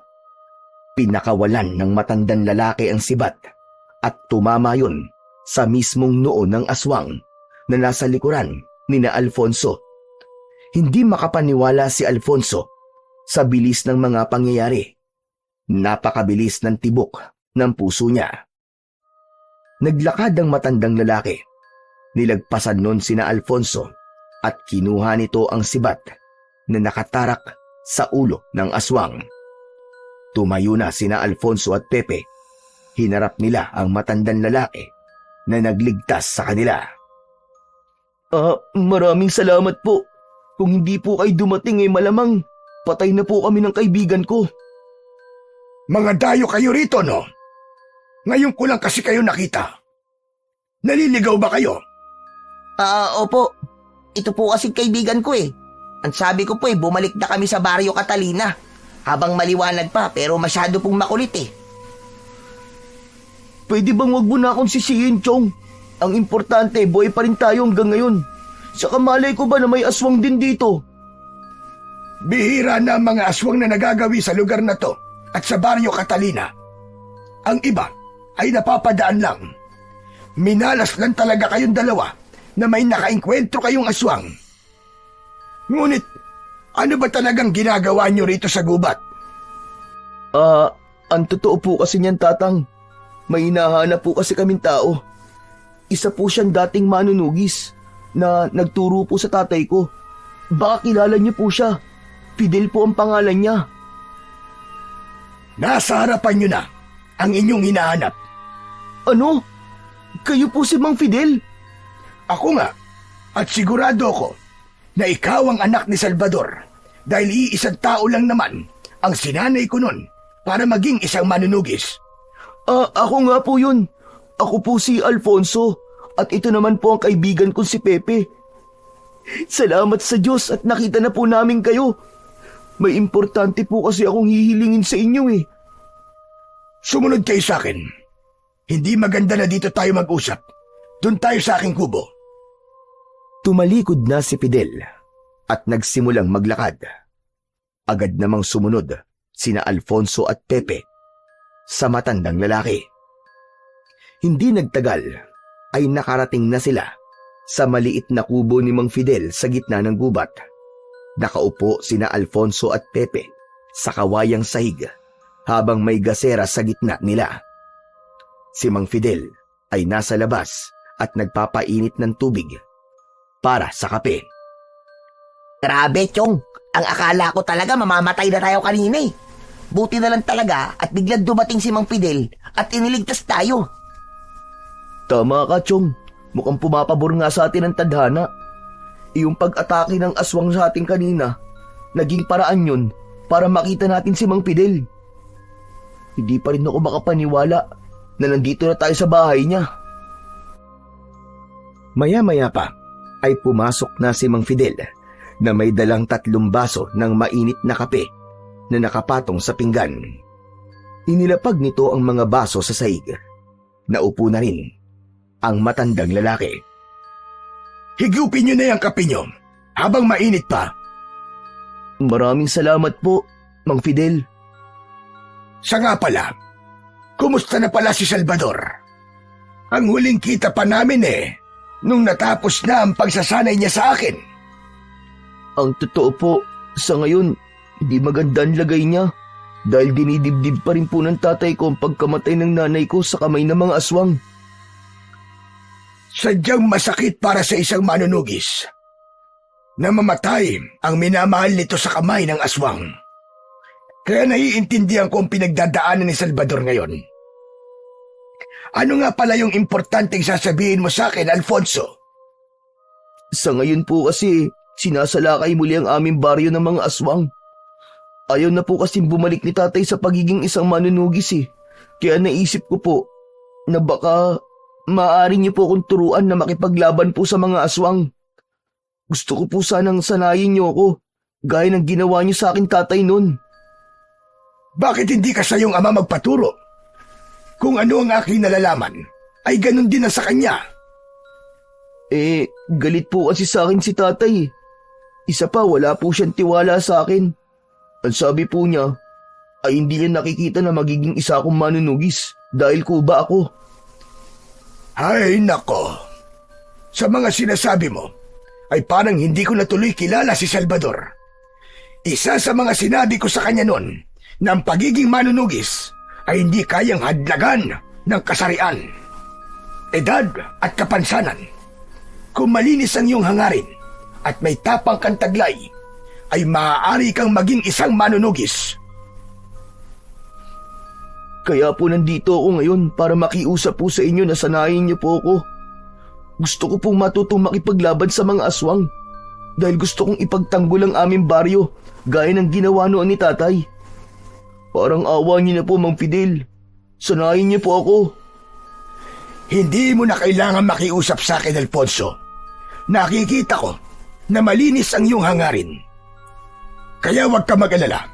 Ituturo ko sa iyo ang aking nalalaman sa pakikipaglaban sa mga aswang. Kung handa ka na, ay magsisimula na tayo. Bukas din ng umaga. Talaga po? Maraming salamat po, Mang Fidel. Salamat po talaga. Halos maiyak si Alfonso ng sandaling yon. Hindi siya makapaniwala na papayag si Mang Fidel ng ganun kabilis sa kanyang hiling. Sa unang araw ng pagsasanay, ay dinala ni Mang Fidel si Alfonso sa isang malawak na bakanting lupa sa gitna ng kagubatan. Dala ni Mang Fidel ang mga sandata na maaaring magamit ni Alfonso sa pakikipaglaban sa mga aswang. May itak, pana, sibat at mga patalim na may kakaibang disenyo. Isa-isa yung ipinakita ni Mang Fidel kay Alfonso at ipinaliwanag ng matanda ang gamit ng bawat isa. Sa unang subok pa lang ni Alfonso na gamitin ang mga sandata ay halatang hindi siya sanay, pero hindi siya pinabayaan ni Mang Fidel. Ginabayan siya nito ng maayos kung paano niya gagamitin ang mga sandata. Bukod sa paggamit ng sandata, sinimulan din ni Mang Fidel ang pagpapalakas ng katawan ni Alfonso. Gumising si Alfonso ng madaling araw upang magbuhat ng mga kahoy. Tumakbo sa paligid ng kagubatan at nagbababad sa malamig na ilog upang patigasin ang kanyang katawan. Kahit nananakit na ang kanyang likod at hinihila ng pagod ang kanyang mga tuhod, ay hindi sumuko si Alfonso. Gusto niyang patunayan na kaya niya at hindi hadlang ang pagiging kuba niya upang maging isa siyang manunugis. Makalipas ang halos 1 linggo, ay tuluyan nang natutunan ni Alfonso ang paggamit ng iba't ibang sandata. Kung minsan ay hinahayaan na siya ni Mang Fidel na magsanay ng mag-isa. Isang hapon, habang nasa gitna ng pagsasanay si Alfonso, ay lumapit sa kanya si Mang Fidel, kasama ng matanda, si Pepe. Pinahinto siya ni Fidel at anito ay nais siya nitong kausapin. Ano pong sasabihin niyo sa akin, Mang Fidel? Tinatapos ko na ang pagsasanay mo sa araw na ito, Alfonso. Nakikita ko sa galaw mo ang iyong ama. Hindi nakapagtataka na ikaw nga ay kanyang anak. Maraming salamat po. Lahat po ng ito ay dahil sa inyo. Salamat po at pinayagan niyo akong magsanay sa tulong niyo. Habang buhay ko pong tatanawin na malaking utang na loob to sa inyo. Walang anuman. Isang karangalan sa akin ang makapagturo ng kaalaman sa pakikipaglaban sa lahat ng mga nagnanais na maging isang manunugis. Ngunit Alfonso, nais ko na makasiguro na mananalo ka sa pakikipaglaban mo sa mga aswang sa inyong baryo. Kaya may isang bagay na nais kong subukan mong kunin. Ano po ang bagay na yun? Ang mutya ng buto ng kamelyo. Isang makapangyarihang mutya na magbibigay ng isang kakaibang lakas at husay sa pakikipaglaban sa kung sino man ang magmamay-ari nito. Nasaan po ang mutya na sinasabi niyo? Ang mutya ng buto ng kamelyo ay matatagpuan sa isang kuweba na hindi ganun kalayo sa aking kubo. Minsan ko nang sinubukang kunin yon, Ngunit hindi ako ang hinihintay ng diwatang nagbabantay sa mutyang yon. Pero baka hindi ko rin po makuha ang mutya, Mang Fidel. Kayo nga po na napakatagal ng manunugis ay hindi nakuha yon. Ako pa ho kaya? Walang nakakaalam sa basihan ng diwata sa pagbibigyan ito ng mahiwagang mutya. Kaya subukan mo lang, malay mo, ikaw na pala matagal nang hinihintay ng diwata na makakakuha sa mutya ng buto ng kamelyo. Isang malalim na paghinga ang pinakawalan ni Alfonso. Malaking tulong ang mga natutunan niya kay Mang Fidel tungkol sa pakikipaglaban sa mga aswang. Pero kung magkakaroon siya ng isang makapangyarihang mutya, ay mas magiging malaki ang posibilidad na magtagumpay siya na mapalayas ang mga aswang sa kanilang baryo. Kinagabihan, bago sumapit ang 12:00 ng hating gabi, ay magkasamang lumabas ng kubo sina Alfonso, Pepe at Mang Fidel upang magtungo sa kuwebang kinaroroonan ng mutya ng buto ng kamelyo. Tangan ni Mang Fidel ang lampara na siyang nagsilbi nilang tanglaw sa kanilang dinaraanan. Makalipas ang halos 1 oras na paglalakad, ay huminto sila sa harapan ng malaking kuweba. Nandito na tayo. Nasa loob ng kuwebang yan ang mutya na kailangan mo, Alfonso. Diretsuin mo lang ang daan, papasok, at huwag kang liliko. Sa dulo ay may makikita kang isang napakalinis na batis. Tawagin mo ang diwatang si Mandaya. Sabihin mo na nais mong makuha ang mutya ng buto ng kamelyo. Tandaan mo, huwag kang mag-iisip ng kahit na anong negatibo. Ang isipin mo lang ay ang dahilan kung bakit gusto mong maging tagapangalaga ng mutya ni Mandaya. Opo, tatandaan ko po ang lahat ng sinabi niyo, Mang Fidel. Good luck sa'yo, Chong, ha? Sigurado ako na makukuha mo kung ano man ang dapat mong kunin sa loob ng kuweba na yan. Hindi ka namin maaaring samahan sa loob, kaya dito na lang kami maghihintay sa'yo. Ibinigay ni Mang Fidel ang lampara kay Alfonso upang magsilbing tanglaw niya sa loob ng napakadilim na kuweba. Agad siyang pumasok sa kuweba at tinahak niya ang mabato at madulas na daan. Naging maingat siya sa kanyang paglalakad dahil isang maling hakbang lang niya ay maaari siyang maaksidente at masaktan. Kakaiba ang lamig sa loob ng kuweba na yon. Nakakabingi rin ang katahimikan.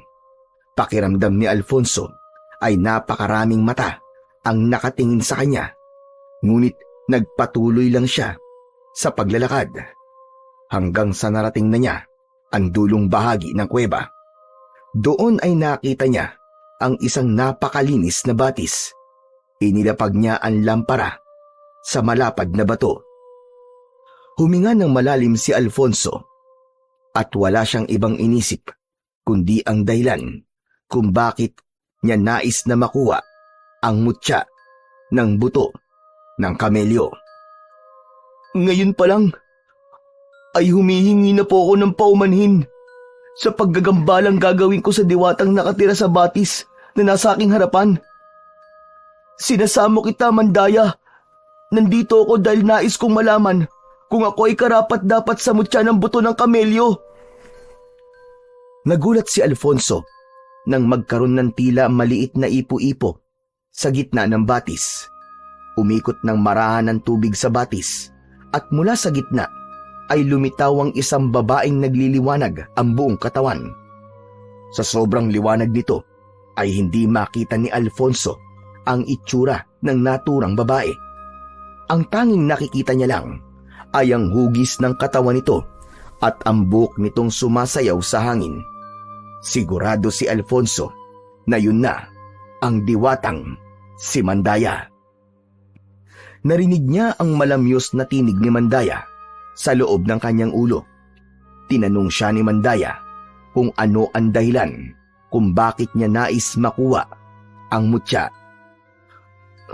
Mahal na diwatang Mandaya, nais kong maging mas malakas, hindi para sa akin sarili, kundi para sa mga tao sa aming baryo. Sinasalakay kami ng mga aswang gabi-gabi. Dumarami na ang mga inosenteng buhay na nawawala.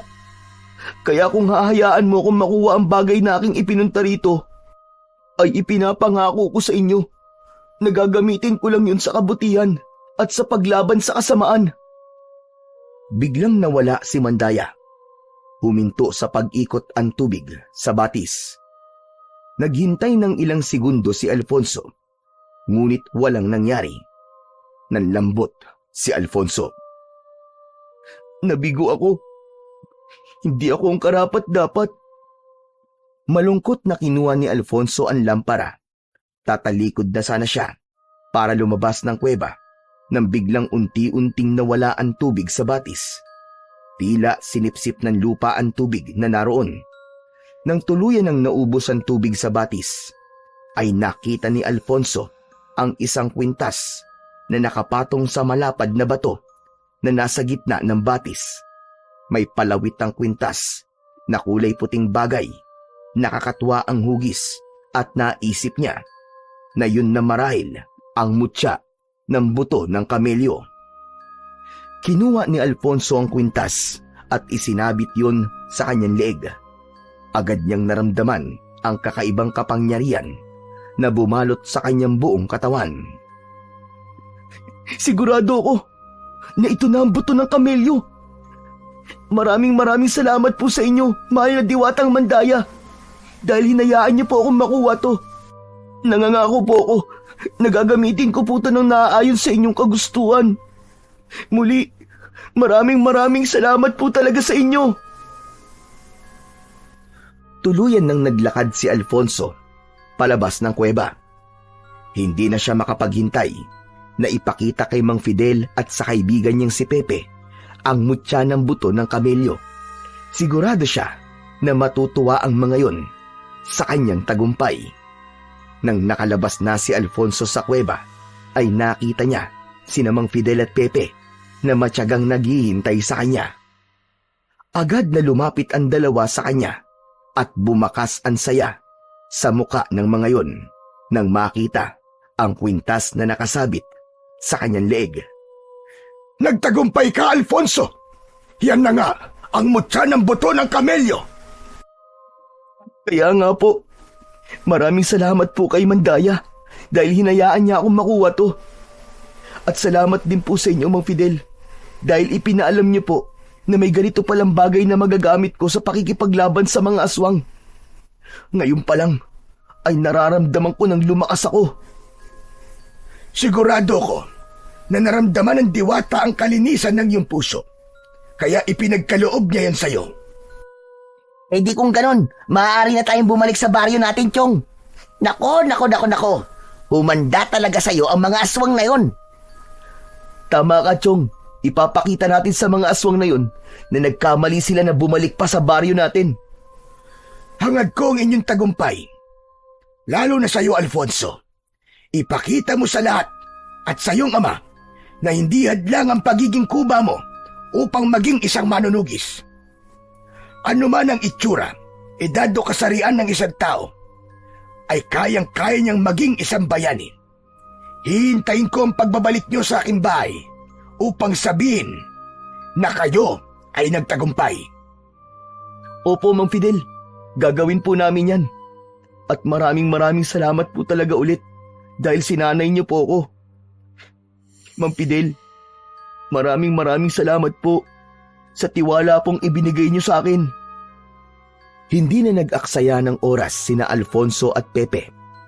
Matapos nilang magpaalam kay Mang Fidel, ay naglakbay na sila pabalik sa kanilang baryo habang dala ang malaking pag-asa na muling mananalo ang kanilang baryo laban sa mga aswang. Umaga na nang nakarating sina Alfonso at Pepe sa kanilang baryo. Hindi muna umuwi si Alfonso sa bahay nila dahil ayaw muna niyang magpakita sa kanyang ama. Nanatili muna siya sa bahay ni na Pepe. Nalaman nila sa mga magulang ni Pepe na gabi-gabi nang sumasalakay ang mga aswang sa baryo nila at hindi lang isa o dalawa ang aswang na sumasalakay kundi napakarami na. Labis silang nalungkot na sa loob lang ng ilang araw na wala sila, ay marami ng buhay ang nawala. Mabuti na lang talaga at nagpunta tayo kay Mang Fidel. Ngayon ay sigurado na tayo na may laban na tayo sa mga aswang na yun, Chong. Tama ka, Pepe. Gagamitin ko ang lahat na natutunan ko kay Mang Fidel at ang kapangyarihan ng mutya ng buto ng kamelyo para ipakita sa mga aswang na yun na hindi nila tayo kaya. Pero alam mo, Chong, ngayon ko lang napansin na bagay pala talaga sa yung mutya ng buto ng kamelyo. Para bang itinadhana talaga yan sa'yo? Paano mo naman nasabi? Dahil ba anak ako ng isang manunugis? Hindi.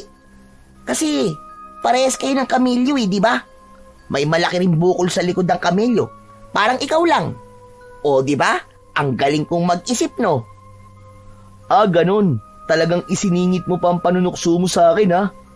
Gusto mo, ikaw ang ipain ko mamayang gabi sa mga aswang? Joke lang naman, Chong. Ito naman, hindi na mabiro. Pero seryoso, Chong. Iba ang pakiramdam ko sa mutyang to. Tamang sinabi mo. Para bang nakatadhana talaga siya para sa akin. Naramdaman ko kagad ang koneksyon naming dalawa nung unang beses ko siyang nakita. Magagamit mo yan para maipakita mo sa tatay mo na kaya mo ring maging kagaya niya kahit minamaliit ka niya. Tignan ko lang kung hindi malaglag ang panga niya kapag nakita niya mga the moves na itinuro sa'yo ni Mang Fidel. Napangiti si Alfonso sa sinabing yon ng kaibigan niyang si Pepe. Aminado siya na isa yon sa mga gusto niyang mangyari, ang makita ng tatay niya na kahit kuba siya ay kaya rin niyang maging isang manunugis at kaya niyang ipagpatuloy ang legasiyang sinimulan nito sa kanilang pamilya. Pagsapit ng gabi ay hindi naisipang matulog ni Alfonso. Nararamdaman niya ang presensya ng mga aswang sa paligid kahit napakatahimik ng gabing yon.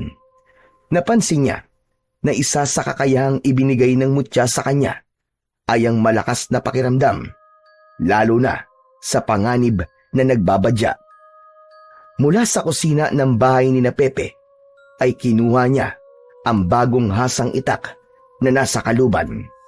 Isinabit niya yon sa kanyang bewang. Chong, lalabas na ako ah. Ha? Bakit? Wala pa naman mga aswang ah. Nararamdaman ko na sila sa paligid. Nandito na sila at mukhang naghihintay na sila ng tamang pagkakataon para umatake. Oo nga pala, kumusta yung pakikipag-usap mo kay Kapitan kanina? Nako, masamang balita. Ang sabi ni Kapitan ay wala nang may lakas ng loob na makipaglaban sa mga aswang dito sa baryo natin. Kung ganun pala, ay mag-isa ko na lamang silang haharapin. Tutulungan kita, Chong.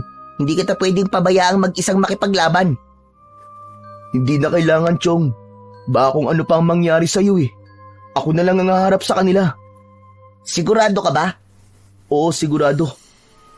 Sa tingin ko naman eh, hindi ako pababayaan ng mutya ng buto ng kamelyo. Kung yan ang gusto mo, sige. Pero kapag nakita kong kailangan mo ng tulong, tutulungan kagad kita ha. Hindi mo ako mapipigilan kapag ganun na ang sitwasyon. Marahang tumango si Alfonso. Lumabas na siya, natanga ng itak habang nakasabit sa leeg niya ang mutya ng buto ng kamelyo.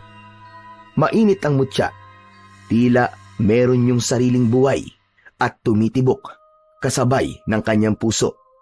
Ramdam niya ang patuloy ng pagbibigay sa kanya ng lakas at tapang. Umikot siya sa paligid ng baryo. May amoy sa hangin na hindi pangkaraniwan. Mabaho, masangsang, at may halong dugo. Ramdam niya ang mga matang nakatitig sa kanya mula sa kadiliman. Huminto siya at huminga ng malalim. Hinawakan niya ang itak ng mas mahigpit. Alam ko nasa paligid lang kayo. Huwag na kayong magtago. Lumabas na kayo at harapin niyo ako. Tapusin na natin to ngayong gabi. Mula sa likod ng mga puno at madidilim na bahagi ay isa-isang nagsilabasa ng mga aswang. Tila tinawanan siya ng mga yon dahil sa pagiging kuba niya. Sige, tumawa lang kayo.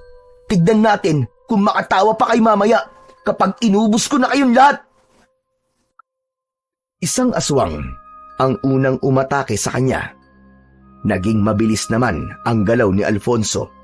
Iniwasan niya ang matutulis na kuko ng aswang at tinaga niya ito sa leeg. Walang buhay na bumagsak ang aswang.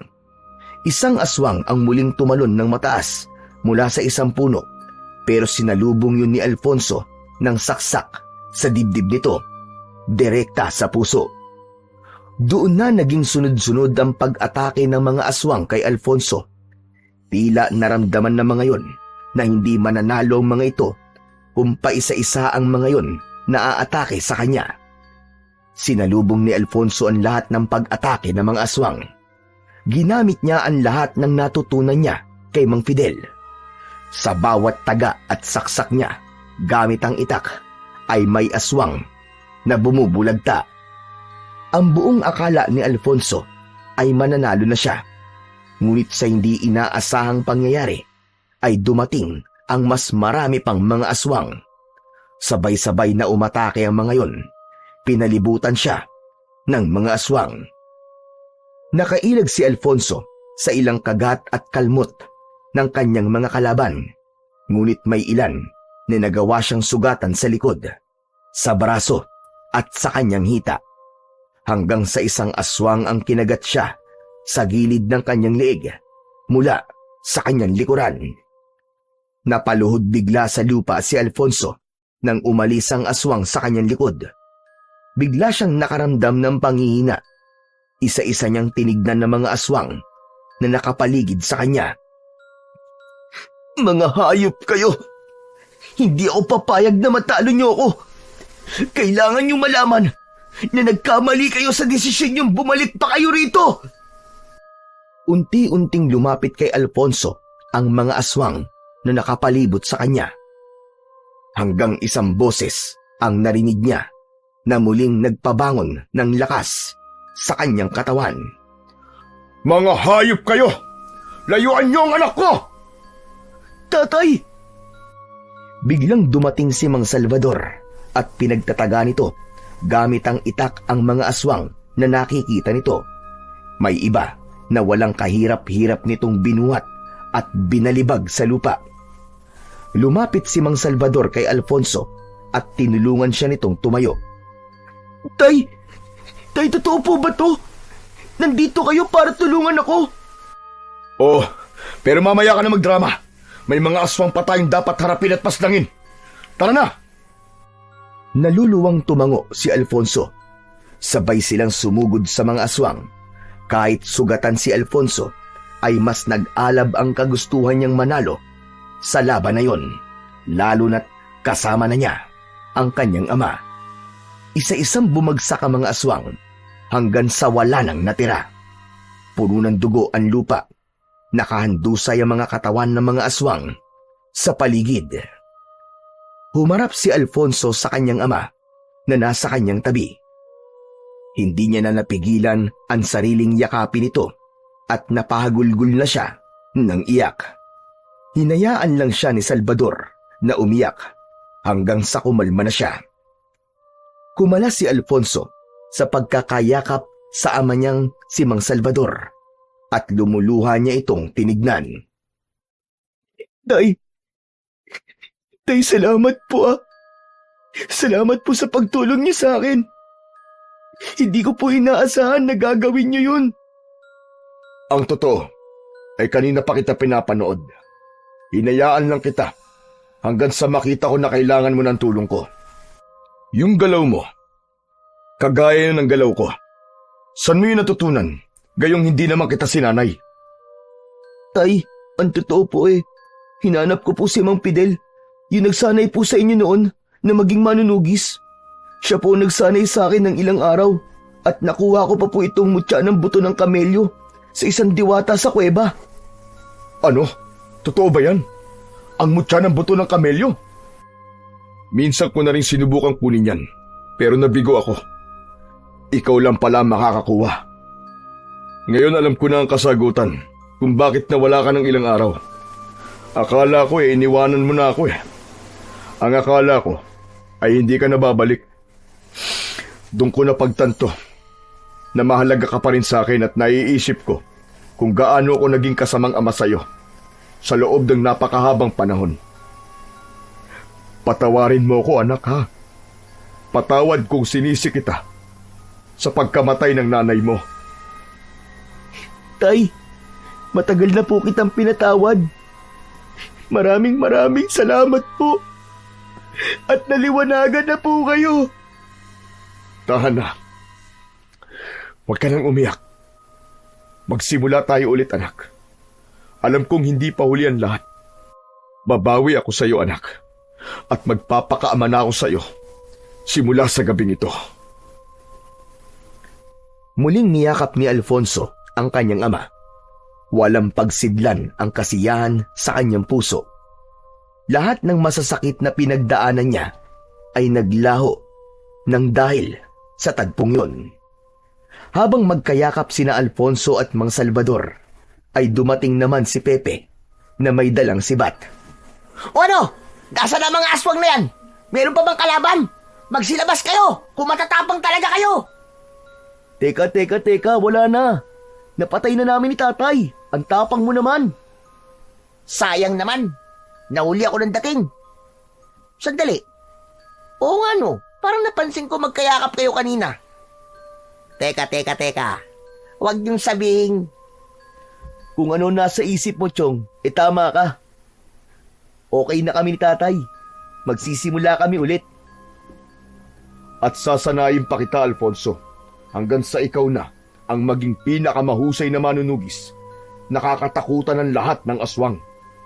Aba, talagang ang nagbago ka na, Mang Salvador ah. Parang dati lang kung maliitin mo at sabihan ng masasakit na salita ang kaibigan ko ganun-ganun na lang. Pwede ba, Pepe? Okay na nga Kalimutan na natin ang lahat ng yun. Magsisimula nga kami ulit, di ba? Natatawang napakamot na lamang sa likod ng ulo si Pepe. Habang si Alfonso ay nag-uumapaw ang kasiyahan, hindi lang dahil marami silang napatay na aswang, kundi dahil alam niya na yun na ang bagong simula para sa kanila ng kanyang ama. Matapos ang matinding laban ni na Alfonso at Mang Salvador sa mga aswang, ay muling naging tahimik ang gabi sa kanilang baryo. Wala nang sumunod na pag-atake at ang takot na bumalot noon sa kanilang baryo ay tuluyan ng naglaho. Labis din ang naging pasasalamat ng lahat sa mag-ama, lalong-lalo na kay Alfonso. Hindi rin kinalimutan ni Alfonso na balikan si Mang Fidel upang magpasalamat at sabihin ang kanyang tagumpay. Labis na nasiyahan ng matanda sa magandang balita na dala niya. Tuluyan na ring naghilom ang mga sugat ng kahapon sa puso ni na Alfonso at Mang Salvador. Naging maayos na ang trato ni Mang Salvador kay Alfonso at sinanay pa siya nito ng gusto sa pakikipaglaban sa mga aswang. At dahil sa pangyayaring yon, ay napatunayan ni Alfonso sa lahat, lalo na sa kanyang ama, na hindi hadlang ang kapansanan upang maging bayani at gumawa ng kabutihan para sa ikabubuti ng mas nakararami.